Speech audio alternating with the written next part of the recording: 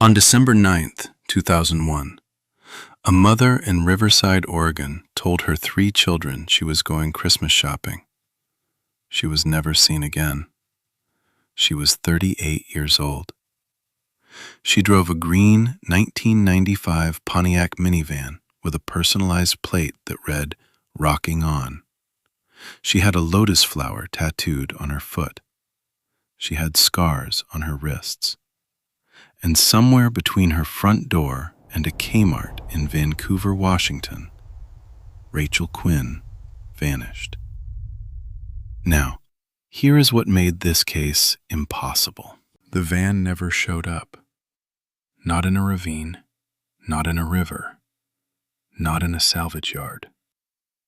A 4,000-pound vehicle just stopped existing. For 24 years, her family had one question. Did someone take her? Or did she choose to go? Her youngest daughter, 14 years old on the night she disappeared, spent the next 2.5 decades running a social media campaign to bring her mother home. Her husband, accused of murder by an entire town, never stopped looking. And on February 20th, 2026, 24 years, 2 months, and 11 days after that Christmas shopping trip, a detective knocked on the door of a trailer in a rural county, 150 miles away. Rachel Quinn answered. She had been alive the whole time. This is the story of the woman who vanished on Christmas, the family she left behind, and the warrant that had been waiting for her for 24 years. Riverside, Oregon. Population 12,000. December 9th, 2001. Picture a town that smells like pine and cold mud, where the streetlights scatter yellow against freezing rain and the ground already has that iron-hard bite of early winter. It is the kind of place where everyone knows your van, where your license plate is a conversation starter. That was Rachel Quinn's plate. The family chose it together. Late 90s bravado. We are unbreakable. We are rocking on. Rachel Quinn lived in that town with her husband, David Wallace, and their 4 children. On the surface, the Wallaces were ordinary, unremarkable. A family photo taken that autumn would show 4 kids, a big man with a tired smile, and a woman who looks directly at the camera like she's daring it to see something she hasn't shown it yet. But there was something behind that photo, something Rachel kept in the backyard. Rachel Quinn was high-spirited. That's how people described her. The kind of woman who laughed loud at dinner and then went quiet in a way nobody quite understood. She was 38. She had 4 children. She had a husband. She had a house on a quiet street where neighbors waved from their driveways and the kids rode bikes until the streetlights came on. From the outside, it looked like a life. From the inside, according to those who knew her best, it had been fracturing for years. The marriage to David Wallace was not a peaceful one. Testimonies describe a household burdened by mutual grievances, raised voices, and arguments that occasionally crossed into physical territory. Neither party was solely responsible, but the friction was constant, and Rachel Quinn was absorbing most of the pressure. She dealt with it the way a lot of people deal with unbearable things. She drank. Specifically, she drank rum, and she drank it in increasing quantities over the years leading up to December 2001. She had recently lost her job at a local veterinary clinic. The reason they let her go? She had been drinking at work. Think about what that cost her. Not just the paycheck, the routine, the identity, the version of herself that existed outside that house. She had been a woman with a job, a purpose, a place to be every morning. And then she wasn't. The walls of that marriage got a little closer after the firing. Her drink was rum. And the thing about Rachel's rum, nobody knew where she kept it. The family home had a small shed in the backyard, red paint peeling at the corners. The kids called it the Red Building. They didn't go in there. Rachel's family slept 20 feet away from that shed every night. Nobody knew what was in it. Not yet. December 9th, 8:30 in the evening. Rachel told David she was going to Kmart in Vancouver, Christmas shopping. Her oldest daughter's birthday was coming. It was selfless. It was urgent. It made sense. This is the cover story in its most functional form. It explains the night trip. It explains the direction. It explains why she would take the family van instead of asking David to go. It is also, in retrospect, a story built from the specific details of their lives that she knew would work. She knew the birthday was coming. She knew no one would question a mother driving out to shop before the holiday rush. She put on her brown jacket, her black skirt, her boots. She got in the green van. She backed out of the driveway. Inside the house, 4 children. Amanda, 14, the eldest daughter who was visiting for the holidays. Connor and Jake, young enough to be already asleep by the time the van reversed out of the frame. David Wallace waited. He made dinner. He put the younger kids to bed. He sat in the living room and watched the clock move past 10, past 11. Kmart in Vancouver is a 20-minute drive. Christmas shopping takes an hour, maybe 2. She should have been back by 10 at the latest. At midnight, he walked down the hall and woke up his 14-year-old daughter. Her name was Amanda Morrison, though she had her mother's eyes. "Amanda, your mother hasn't come home." Amanda got up. She checked the driveway. The green Pontiac was gone. The driveway was just wet concrete and sleet and a rectangle of darkness where the van used to be. Not there. The police report wasn't filed until December 31st, 3 weeks later. David Wallace said Rachel had disappeared before, that sometimes she just needed time. But 3 weeks is a long time to wait. Long enough for Riverside to start asking questions David Wallace didn't want to answer. When the search officially launched, it was not a small operation. 4 agencies coordinated simultaneously: the Rockingham County Sheriff's Office, the North Carolina State Bureau of Investigation, the FBI, and the DEA, the Drug Enforcement Administration.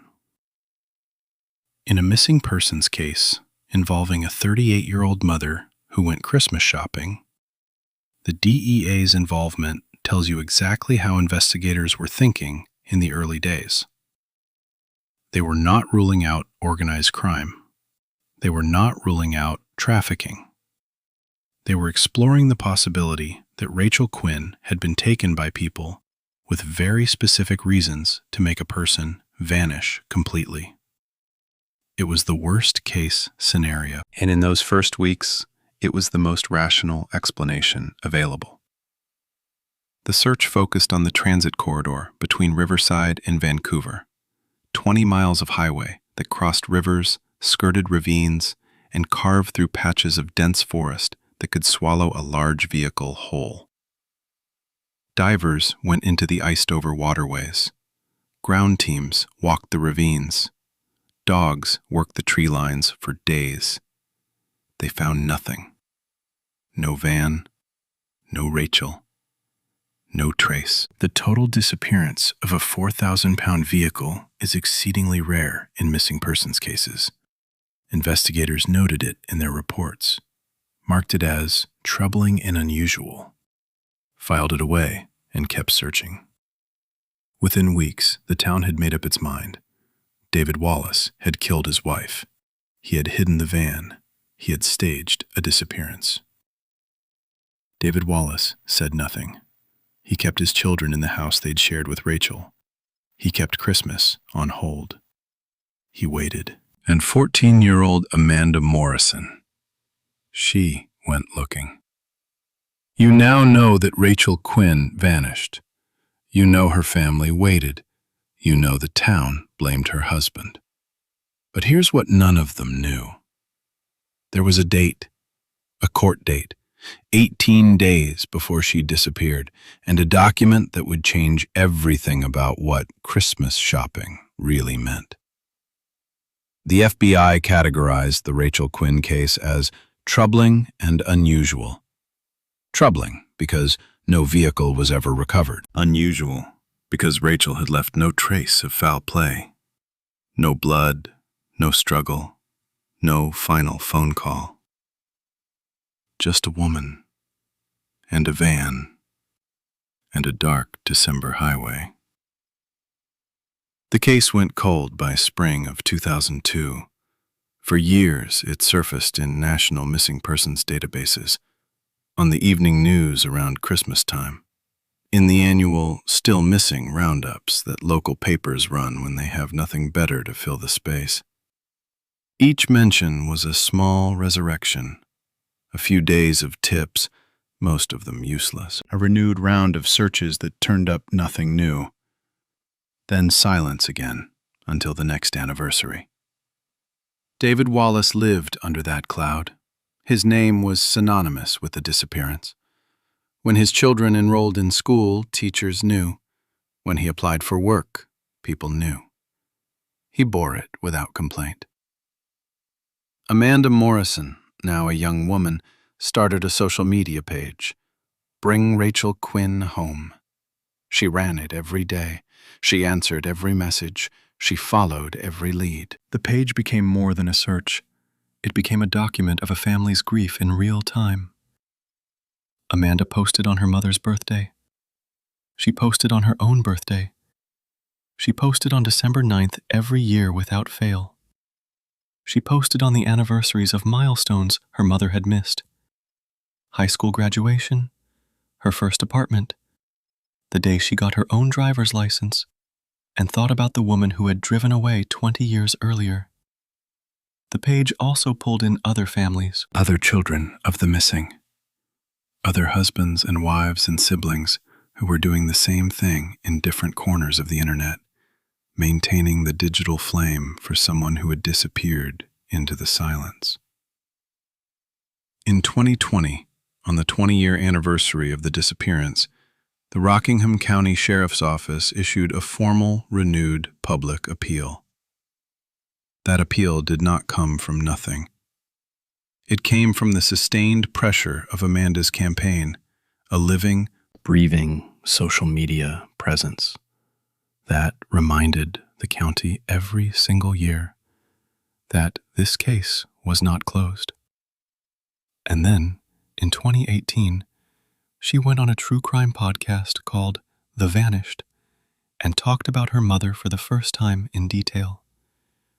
The Vanished is not a small operation.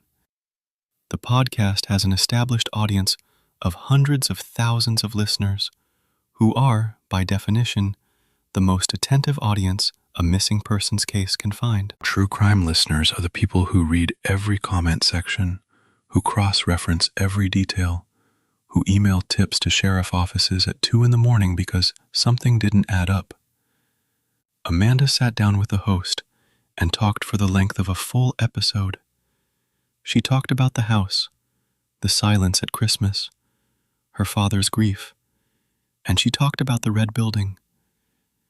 Amanda was 17 when she finally opened the shed. She was looking for gardening tools, something ordinary, something her mother might have touched. What she found was not gardening tools. Hundreds of rum bottles, every one empty, stacked neatly like her mother had meant to come back and count them. While the Wallace family ate dinner 20 feet away, while Amanda did homework and Connor and Jake played in the yard, their mother was building a private graveyard in the backyard, bottle by bottle, year by year. This was Rachel Quinn's real secret.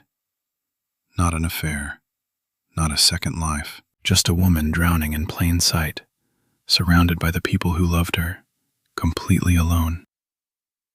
My mother was suffering, and none of us knew how much. That was Amanda, speaking into a microphone in 2018, her voice steady. The Vanished podcast had tens of thousands of listeners. One of those listeners lived 150 miles away. Now, think about what we know. Rachel Quinn was an alcoholic in a deteriorating marriage. She'd just lost her job. She was hiding her drinking from her family. What does a woman in that position do when she feels cornered? Some people reach for the bottle. Some people reach for the phone. And some people start planning exits. Here's the question. If Rachel Quinn just drove into a ditch on December 9th, why was there no van? No wreckage? No body? Consider the geography. She was driving toward Vancouver, Washington, a route that crossed multiple rivers, ran alongside ravines, and passed through stretches of dense forest where a vehicle could theoretically disappear for decades. Divers searched those rivers. Ground crews walked those ravines. Dogs worked those tree lines. They found nothing. Now, there are two ways to interpret that nothing. The first interpretation: the van went somewhere so remote, so inaccessible, that 24 years of searching couldn't locate it. Rachel Quinn slid off a road in the sleet storm, and the van sank into water deep enough to stay hidden forever. It happens. It is rare, but it happens. The second interpretation: there is no van in the ravine because the van never went into the ravine. Because the driver, who was supposed to be coming back from a shopping trip, had no intention of coming back at all. The van didn't vanish. Rachel drove it somewhere, left it somewhere, and walked away. A 4,000-pound vehicle does not dissolve. It gets abandoned. It gets stripped for parts. It gets crushed into a scrapyard cube by someone who asked no questions because they wanted no answers. What if the Christmas shopping trip wasn't impulsive at all? What if Rachel Quinn had been planning to leave, and something in November pushed her to do it sooner? November 11th, 2001. 28 days before she vanished. Rachel Quinn was pulled over on a county road outside Riverside, driving while impaired. She was cited, given a court date, December 27th, 2001. December 27th, 18 days after she disappeared. Rachel Quinn had a court date she was going to miss. A DWI that was going to put her in front of a judge. A citation that would expose everything she'd been hiding. The drinking at work, the bottles in the shed, the whole careful architecture of her secret life. On December 9th, she backed out of that driveway. And this is the moment everything shifts. Because now the question is no longer, what happened to Rachel Quinn? The question is, how long had she been thinking about going? The research on this case surfaces something that the early news coverage rarely included, because early news coverage was focused on the mystery, not the context. The context was this. The Wallace household in 2001 was not a household in quiet decline. It was a household under active, ongoing stress. Investigators and family testimonies describe a marriage that had been marked by mutual infidelity and frequent arguments that went well beyond raised voices. Both parties bore responsibility for the friction. This was not a clean story of one villain and one victim. But Rachel Quinn was the one absorbing the consequences of her choices most directly. She was the one who had lost her job. She was the one who had been caught drinking. She was the one facing a court date that would expose every secret she had been managing. David Wallace was not the cause of Rachel's decision to run, but the marriage was the container she was running from. There is a version of this story where Rachel Quinn is a victim of circumstance, a woman overwhelmed by addiction, marital collapse, and the specific terror of being seen as someone who had failed. There is another version where she is the architect of a decision that cost 4 children their mother and a man 24 years of his reputation. Both versions are true. That is the hardest kind of story to tell, because it asks you to hold 2 things at once that feel like they should cancel each other out: sympathy and accountability, understanding and consequence. Rachel Quinn was suffering, and Rachel Quinn caused suffering. The 24 years in between are the distance between those 2 truths. The Wallace family stopped celebrating holidays, not as a rule, not as a formal decision, just the joy left the house on December 9th, 2001, and never came back the same way. Every Christmas, Amanda posted on the Facebook page, "Still looking, still waiting, come home." In their minds, Rachel Quinn never aged. She stayed 38. She stayed in the brown jacket. She stayed on the dark highway heading toward Vancouver. Every few years, a forensic artist would render what Rachel Quinn might look like now. 45, 50, 55. The age progression photos were the cruelest part of keeping a case alive. Amanda would post them on the page and stare at them for a long time before she hit share. She was looking at her mother's future, a future that, as far as anyone knew, might not exist. David Wallace endured. Decade after decade, his name whispered in parking lots and church lobbies. You know David Wallace? The one whose wife disappeared? They say he did it. He did not do it, but proving a negative is the hardest thing a person can do. He was never officially charged. There was no arrest, no trial, no conviction. Investigators had no evidence against him because there was no crime. There was no body, no blood, no sign of violence. But the court of public opinion does not require evidence. It requires only suspicion and a missing person and a husband who remained in the area. When local businesses needed reasons not to hire, when neighbors needed reasons to cross the street, when schools needed reasons to look twice at the man picking up the kids, suspicion was enough. David Wallace was quietly convicted in the town's imagination and quietly imprisoned there for 24 years. His daughter had to fight 2 battles simultaneously: find her mother and defend her father. Every time a tip came in, it came packaged with a reminder that the man she was defending had not been cleared in anyone's mind. He raised 4 children alone. He worked. He kept the lights on in the house where Rachel's ghost still lived, in the kitchen, the hallway, the chair she used to sit in.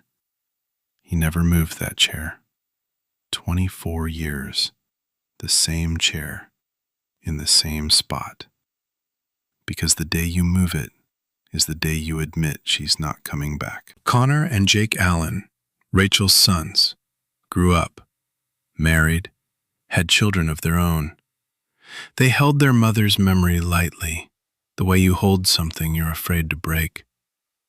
They became fathers, and every time they looked at their own children, there was a question underneath the love they never spoke out loud. Could I do what she did? For them, the answer was always no. But the fact that the question existed, that is the damage Rachel Quinn did not account for when she backed out of that driveway. Claire Lawrence, the second daughter, became the quiet one, the one who didn't talk about it at dinner. There are people who process grief by talking, and people who process it by going very still. Claire went very still. And Amanda Morrison became the engine. She spent 24 years being her mother's voice. She just didn't know her mother was still using her own. You know Rachel had a secret. You know she had a reason to run. And you know her family spent 2 decades waiting. But here's what hasn't come up yet: the money. and the man who found her. Because Rachel Quinn did not spend 24 years alone. Someone sheltered her. Someone kept her alive. And when investigators finally found her, they found something else, too. Evidence that this was never impulsor. When detectives began reconstructing Rachel's movements in the months before December 9th, a pattern emerged. Small cash withdrawals, irregular but consistent.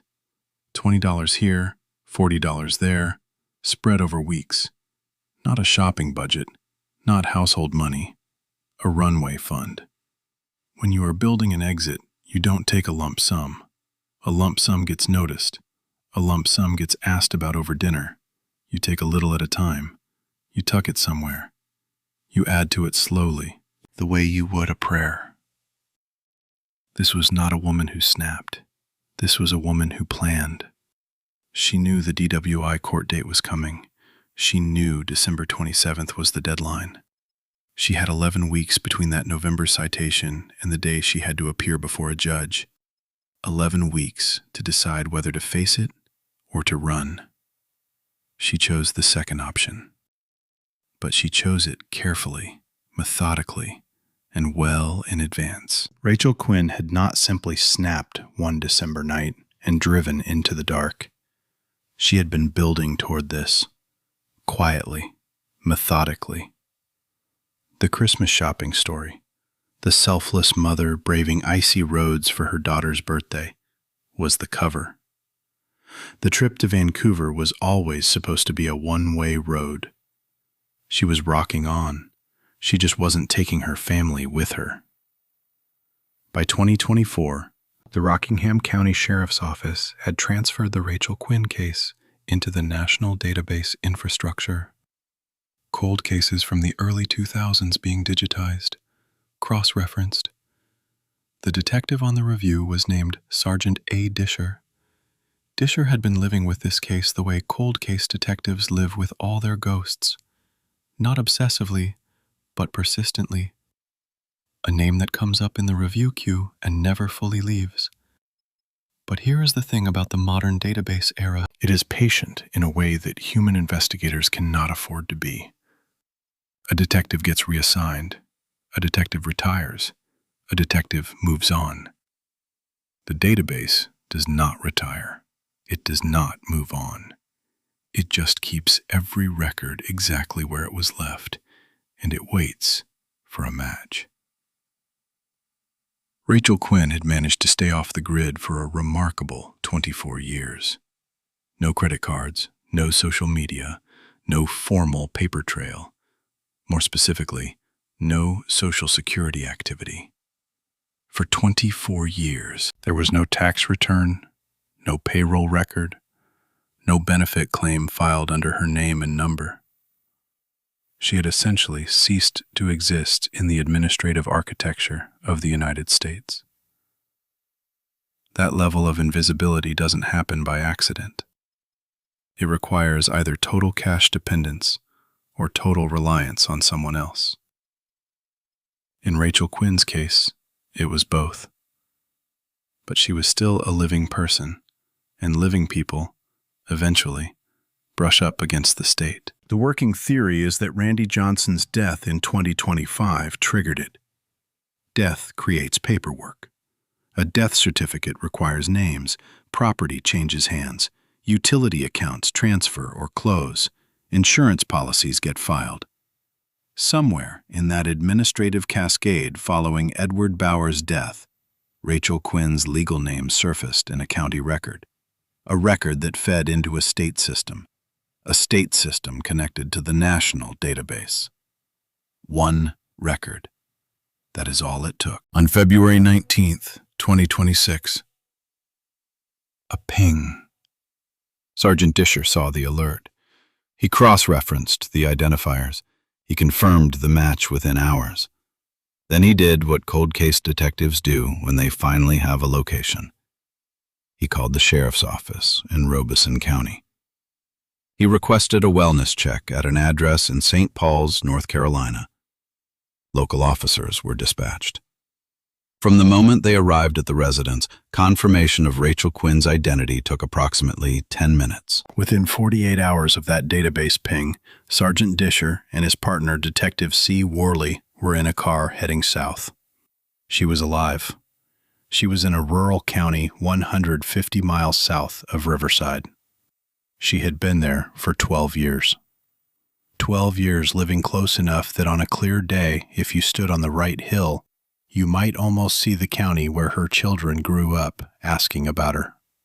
The warrant, the 2001 DWI failure to appear, was still active. Sergeant Disher made one final call before he left. Arrest warrants are forever. Before we get to what happened when those detectives knocked on that door, hit subscribe if you haven't already. We cover cases like this one every week. Cases where the answer is stranger than the crime. Cases where the villain and the victim are harder to tell apart than anyone expected.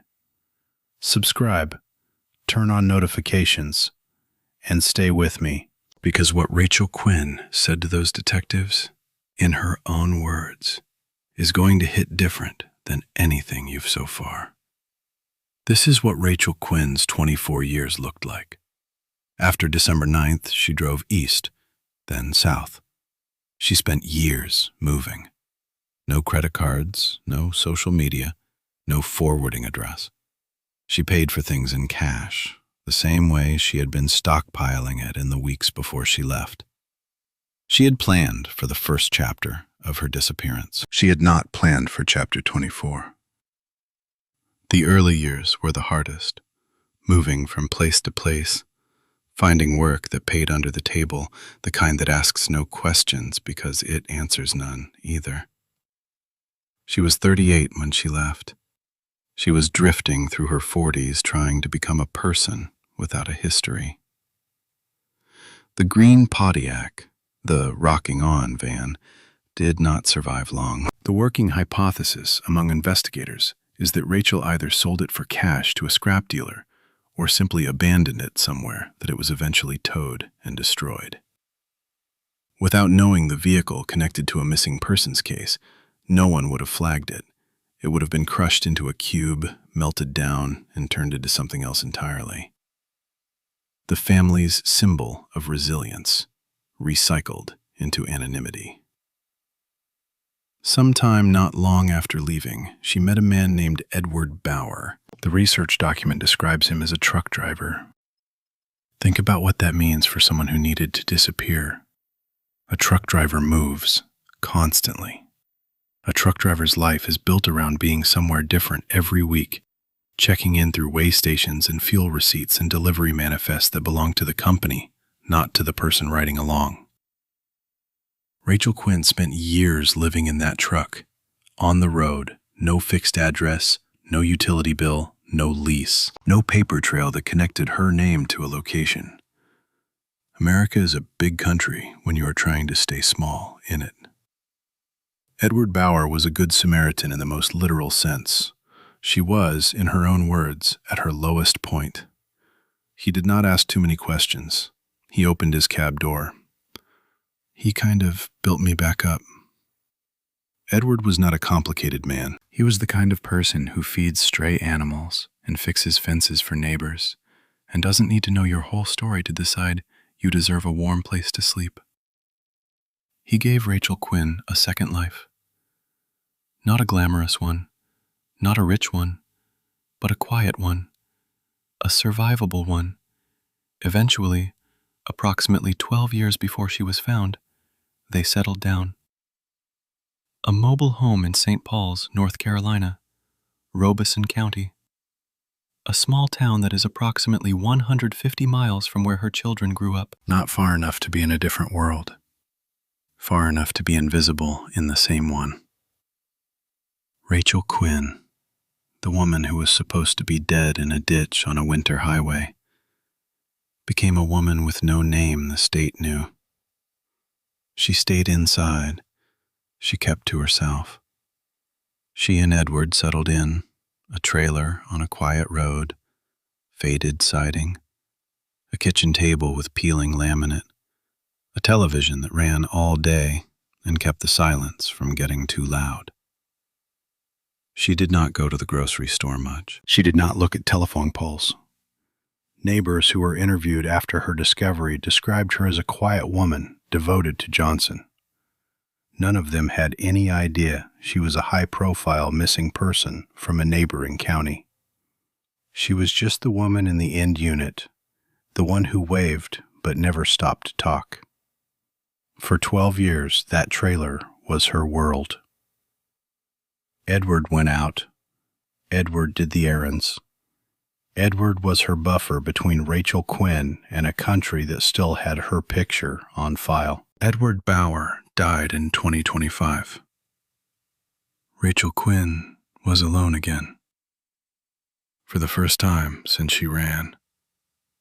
And the database, quietly, patiently, was waiting. On February 20th, 2026, 2 detectives knocked on the door of that trailer. Rachel Quinn answered. She was 62 years old. Her hair had gone white. She was visibly worn in the way that 24 years of hiding will wear a person. Think about what that moment must have felt like. For 24 years, she had been waiting for this knock, or telling herself she wasn't, or convincing herself it would never come, that she had buried herself deep enough, that the world had moved on. The world had not moved on. 2 detectives, a quiet Tuesday, a trailer door that opened onto 24 years of someone else's pain. The conversation that followed lasted 45 minutes. 45 minutes to cover 24 years. To explain, or attempt to explain, what had happened to Rachel Quinn between December 9th, 2001, and this particular Tuesday in February 2026. 45 minutes for the detectives to confirm what the database had already told them. That she was alive. That she had been here. That the green Pontiac had carried her away and she had simply kept driving. The detectives asked her who she was. She told them. No hesitation, no false name. She had been Rachel Quinn her entire life, even when she was pretending to be someone else. The name was always there, underneath. They asked why she left. She said, domestic issues. 2 words. For 24 years of absence. For 4 children who grew up without their mother. For a husband who lived under suspicion for a quarter of a century. Domestic issues. There is something important to say here, and it must be said carefully. Rachel Quinn was not a villain in the traditional sense.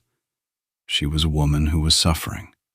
She was an alcoholic whose drinking had cost her her job.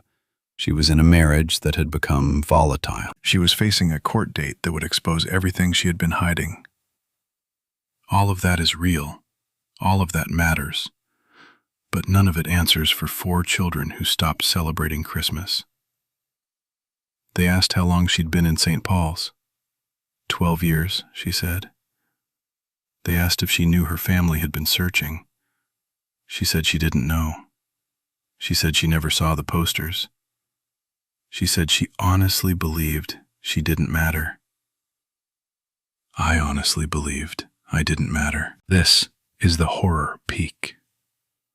Not a monster, not a predator. Just a woman who had convinced herself that her disappearance was a gift. Who had spent 24 years in a trailer 150 miles away while her daughter built a life around finding her. When she was told, when the full scope of Amanda's search was described to her, she said it broke her. The word she used was heartbreak. That learning the extent of what her family had done in her name caused her heartbreak. The children, when they responded publicly, chose their words carefully. They said they were glad she was alive. They said they were processing the magnitude of her choice.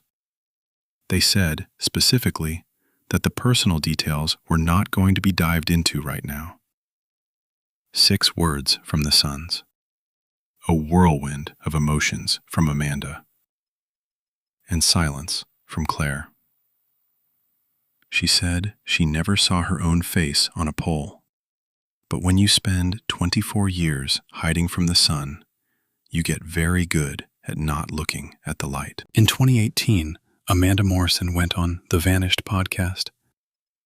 The episode had tens of thousands of listens. She described the red building, the bottles, the life that had been hidden from her.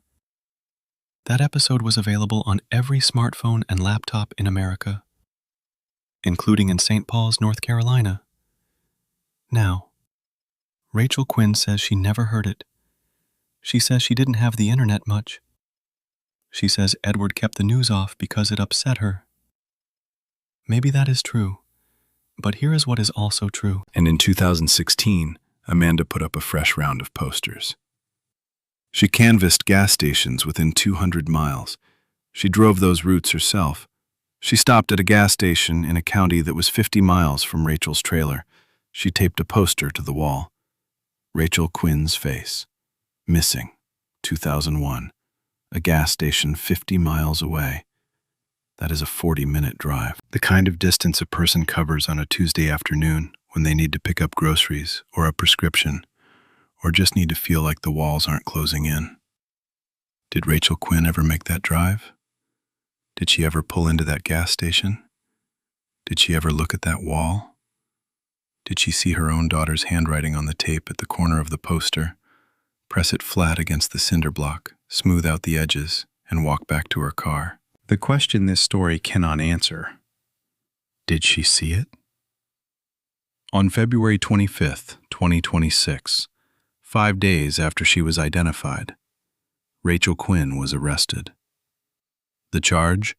Failure to appear. A DWI from November 2001, a court date she had missed on December 27th of that year. 24 years. $2,000 bond. Here is the legal architecture that made this arrest possible. When Rachel Quinn missed her December 27th court date in 2001, a magistrate issued what is known in North Carolina as an order for arrest, an OFA. A $2,000 secured bond was attached. The case was administratively placed in a status called dismissed with leave in May 2002, which means it was set aside pending her appearance, not dropped, not forgotten. Dismissed with leave is not the same as dismissed. Under North Carolina law, warrants for failure to appear in criminal matters do not expire. They remain active in the system until the defendant appears before a judge. They survive budget cuts, case transfers, new sheriffs, retirement parties, and 24 years of calendar flipping. That warrant had been sitting in the North Carolina system since the winter of 2001. Waiting, patient as the database that finally found her. Arrest warrants are forever. A 62-year-old woman in a state of deep grief, just months after losing the man who had kept her anchored for 2 decades, was processed into the Robeson County Detention Center for a traffic citation from the previous century. Let's be clear about what this was. This was not a murder charge. This was not a child endangerment case. This was a DWI from the autumn of 2001. The original arresting officer had been retired for nearly a decade. The witnesses had scattered to time and geography. The legal case was, to put it gently, skeletal. And yet, the warrant existed. The warrant had a name on it.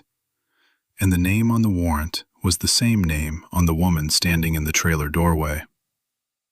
District Attorney Katie Gregg confirmed publicly that the original DWI charge remains active and will be prosecuted. She also confirmed something that surprised many people who had followed the case. No new charges related to the disappearance itself will be filed.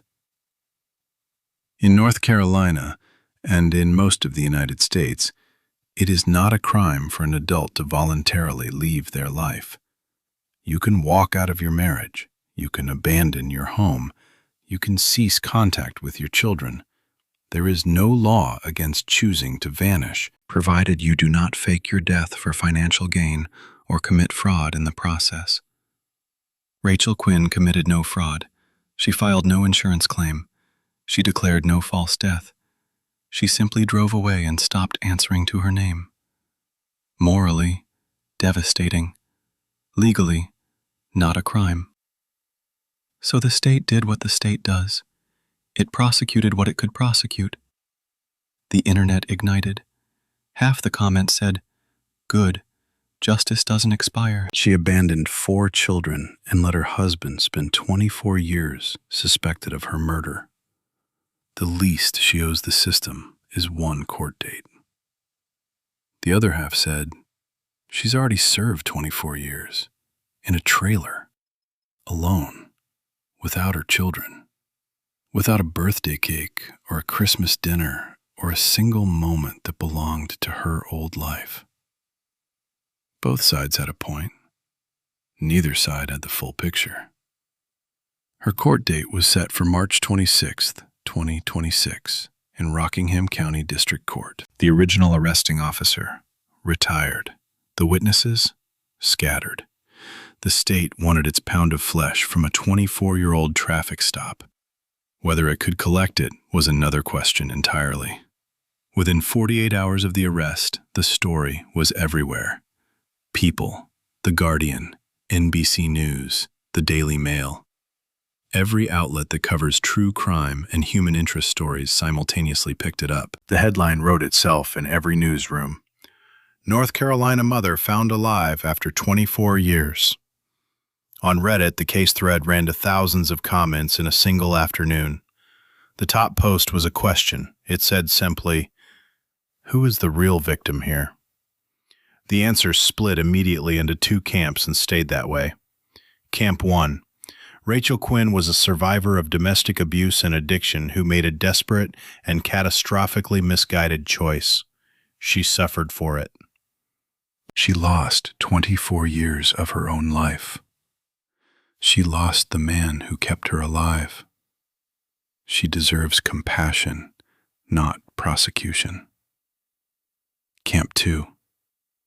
4 children grew up without a mother. A 7-year-old boy lost her when he had barely learned to tie his shoes. A man spent 24 years being informally convicted of murder by every person in his town. 3 graduations, 2 weddings, and a generation of grandchildren happened without her. Compassion has a limit. And she reached it on December 9th, 2001, when she backed out of that driveway and kept going. Both camps were right. Neither camp had the full picture. Amanda Morrison gave an interview that week. She spoke with a calm that must have taken everything she had. She said she was working toward forgiveness. She said she understood what her mother had been facing. She said the addiction, the domestic situation, the impossible weight of a life that had become unlivable. She understood all of it. And she said she was still pissed. Both things were true. Both things were hers to carry. She had reached out to her mother. They were in contact. Rachel Quinn had asked for time. You've heard the disappearance, the 24-year search, the confession in a trailer doorway, the arrest for a warrant that waited longer than some people's marriages last. And you've heard a father vindicated, and children who responded with grace that most of us could not manage. But here's the thing this case leaves with you, the one detail that none of the news coverage captured in full. Amanda Morrison said, "I am a runner as well." She said it like a confession. She said it like she had been carrying it for 24 years, and someone finally asked the right question. Because the thing Rachel Quinn did to her family, the thing no warrant can charge her with, the thing no court date can address, is that she passed it down. Amanda Morrison posted to Facebook on February 22nd, 2026. I am ecstatic. I am pissed. I am heartbroken. I am all over the map. 10 words. Posted at 2 in the morning. 30,000 shares by dawn. Because everyone who had ever followed the case, everyone who had ever shared a poster or left a comment or listened to the vanished episode, they all felt the same thing at the same time. Relief, fury, grief, and a specific, hollow feeling that comes when you realize the answer to a 24-year question is, she was fine. She was just over there. Let's sit with what the 24 years actually cost this family. Not in the abstract, in concrete, countable moments. 3 high school graduations. Rachel Quinn missed all of them. Her children walked across stages in gowns and received diplomas while she was living in a trailer 150 miles away. At least 2 of her children married. She was not there. There are wedding photos in existence where her children stand at an altar without a mother in the frame. She has grandchildren. Children she has never met. Children who have grown up hearing that their grandmother disappeared when their parent was young.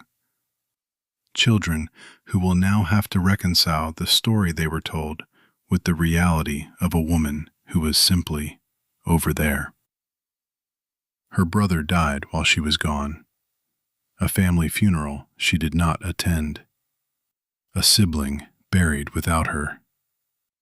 The youngest child, Amanda's younger brother, was 7 years old in December 2001.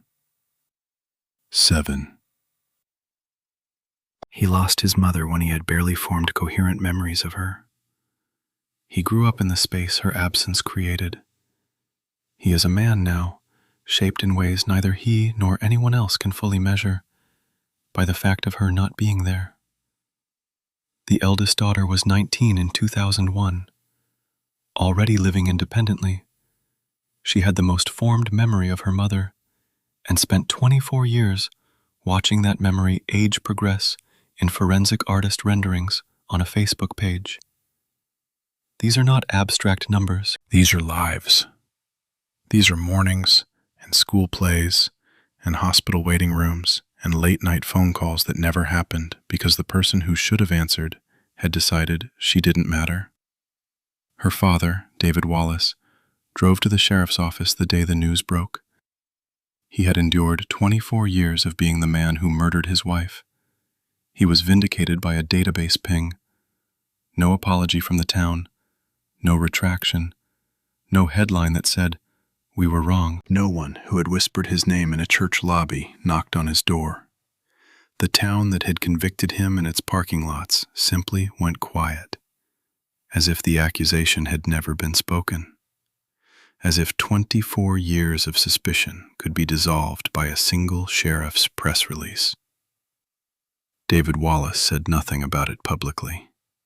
He had learned over 2.5 decades that some things don't require a response, just silence and the knowledge that he had been right all along. My father is close to being a superhero in my eyes. Connor and Jake Allen, the sons who had grown up forgiving in silence, responded with a single public statement. All is forgiven. We are not mad at her. 6 words. The kind of grace that takes 24 years to build. Claire Lawrence said nothing publicly.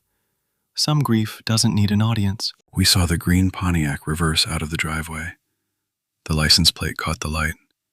Rocking on, late 90s bravado. We are unbreakable.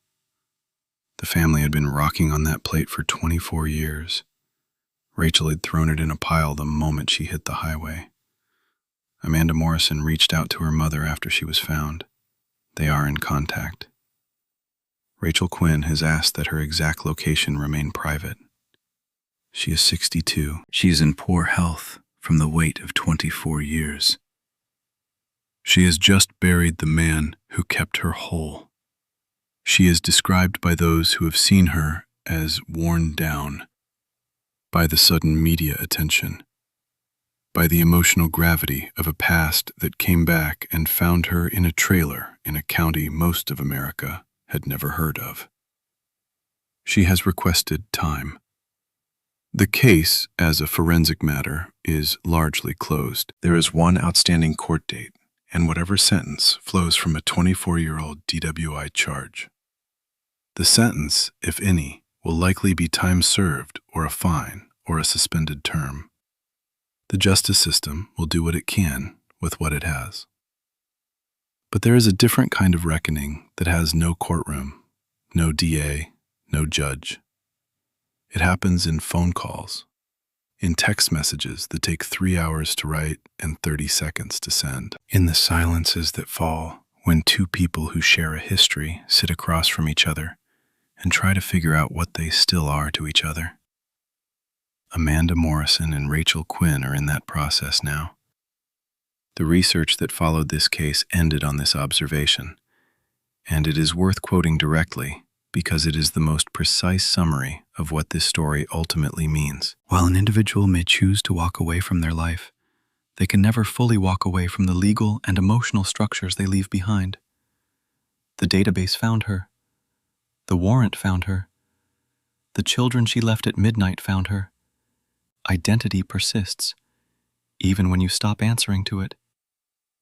The question this story leaves open, the one that cannot be answered in a courthouse or a database, is this one. She says she never saw her own face on a pole. But when you spend 24 years hiding from the sun, you get very good at not looking at the light. Amanda Morrison said something in an interview the week after her mother was found. She was talking about Rachel's admission. I left because of domestic issues. The way her mother had simply driven until the road ran out. And Amanda said, "Everything I have been through in life, I can absolutely understand taking off and leaving." She paused. Then she said, "I am a runner as well." This is the final horror of Rachel Quinn's story. Not the bottles, not the warrant, not the 24 years in a trailer. It is this. The little girl who woke up at midnight on December 9th, 2001, and walked to the empty driveway, grew up to understand exactly why her mother left. There is a word for this: intergenerational transmission. The way that the coping mechanisms of a parent, the unhealthy ones, the dangerous ones, get passed to the children not through genetics, but through atmosphere. Through growing up in a house where the exit was always the answer, where the red building in the backyard was the real emotional vocabulary of the family. Amanda Morrison did not become an alcoholic. She did not abandon her children, but she learned to feel the pull of the road. She learned what it means to want to just drive. And the fact that she recognizes it, the fact that she named it out loud in an interview for the whole internet to hear, that is not weakness. That is the bravest thing in this entire story. She looked at the map her mother left her, and she chose not to follow it. Rachel Quinn spent 24 years convinced she didn't matter, that her absence was a kindness, that the people she left behind were better off. Amanda Morrison spent 24 years proving her wrong. The flight was passed down like a last name. Rachel Quinn did not just leave her family. She left her daughter the map. Amanda just chose a different road, and that is the part of this story that does not get discussed in any courtroom, that does not get addressed in any press release, that no database can quantify. What does it cost a person to grow up as the child of someone who chose to leave? To grow up knowing not just that your parent is gone, but that they chose to go. That the disappearance was not an accident, not a crime, not a tragedy in the conventional sense, but a decision? It costs something specific, something that has no name in any language I know. It is the knowledge that you are not enough to stay for, not enough to turn the car around, not enough to pick up the phone and say, I am alive, I am over here, I am sorry. Rachel Quinn believed she didn't matter, but what she could not see, what she refused to see, or was too broken to see, was that to her children, she was the only thing that mattered. Amanda spent 24 years proving that, not with words, with action, with a Facebook page maintained daily, with a podcast appearance, with posters taped to gas station walls 50 miles from where her mother was drinking coffee in a quiet trailer. That is the final testimony of this case. Not Rachel Quinn's explanation, not the warrant, not the arrest or the court date or the prison of administrative consequence. The final testimony is a 14-year-old girl who woke up to an empty driveway on December 9th, 2001, and never stopped looking. If you watched this video because you wanted to understand what makes a person vanish, you just got your answer. It is not always a monster. Sometimes it is just a woman who ran out of road. Rachel Quinn believed her family would be better off without her. She was wrong. They spent 24 years proving it.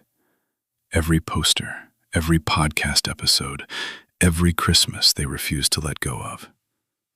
That is not the behavior of a family that was better off.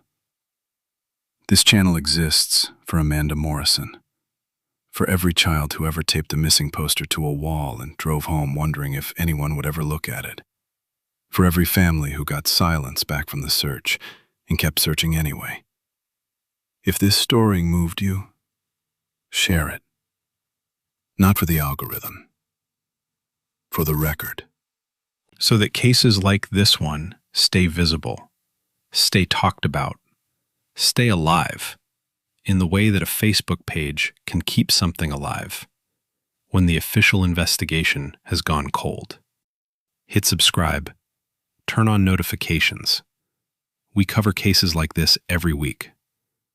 Cases where the mystery is not what happened, but why. Cases where the answer is stranger, sadder, and more human than anyone expected. The next case is already waiting. And if you know someone who disappeared, not into a ravine, not into violence, but into a life somewhere that you can't reach, share this one with them. Sometimes people need to know they were looked for. I'll see you in the next one.